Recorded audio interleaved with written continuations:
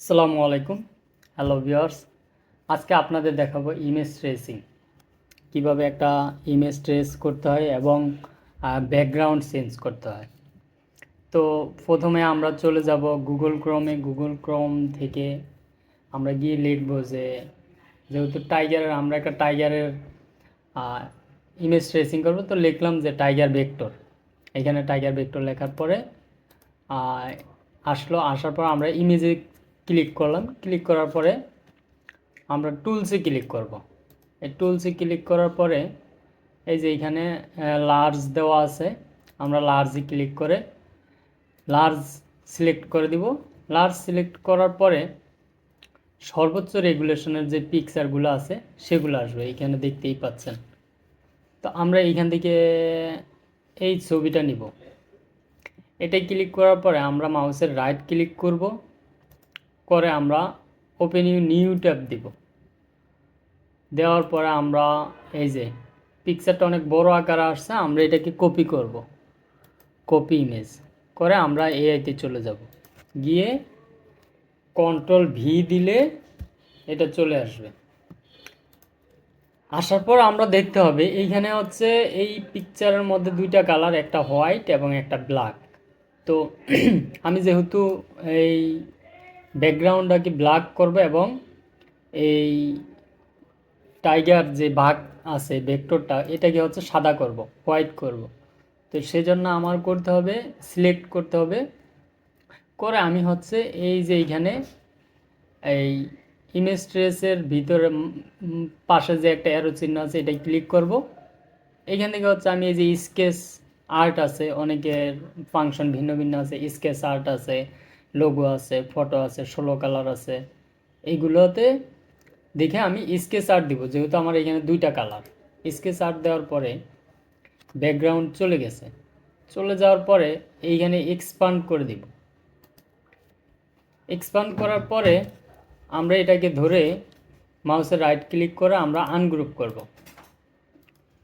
Ungroup করার পরে এই যে আনগ্রুপ করার পরে এই যে এইগুলো গ্রুপ হয়ে আনগ্রুপ হয়ে গেছে, এই যে এইটা এইটা এইটা এইটা এগুলো আলাদা, এই জন্য আনগ্রুপ হয়ে গেছে। এখন আমরা পুরোটাকে শুধু এটাকে ধরবে, এক জায়গায় ধরে সিলেক্ট করে আমরা মাউসের রাইট ক্লিক করব, করলে রিলিজ কম্পাউন্ড পাথ।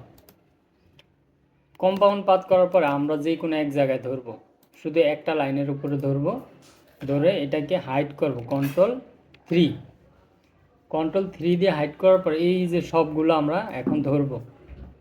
ধরে এই যে ভিতরের লাইনগুলো আছে, এই লাইনগুলো হচ্ছে আমরা নান কালার করতে হবে। সেজন্য আমরা হচ্ছে এই যে পাথ ফাইন্ডারে যাব, গিয়ে হচ্ছে এই যে এক্সক্লুড ডিভাইডার যেটা আছে এটাতে ক্লিক করলে এগুলো অটোমেটিক্যালি চলে যাবে।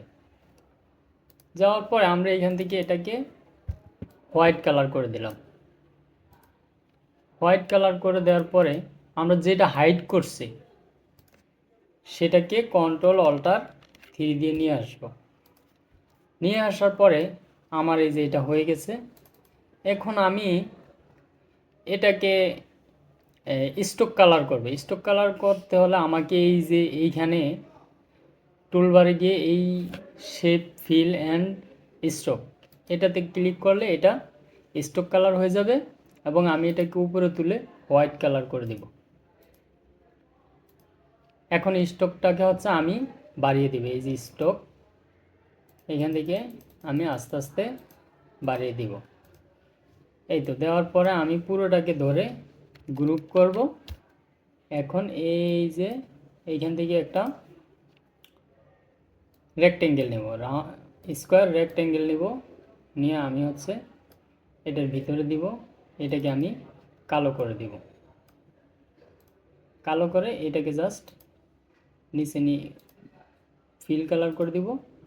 এখন এটাকে ধরে আমি মাউসের রাইট ক্লিক করে সেন্ড টু ব্যাক করে দিলাম। এই তো হয়ে গেল।